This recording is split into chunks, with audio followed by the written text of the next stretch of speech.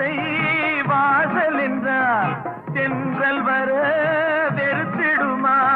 மாலை நிலா ஏழை என்றால் வெளிச்சம் தர மறுத்திடுமா?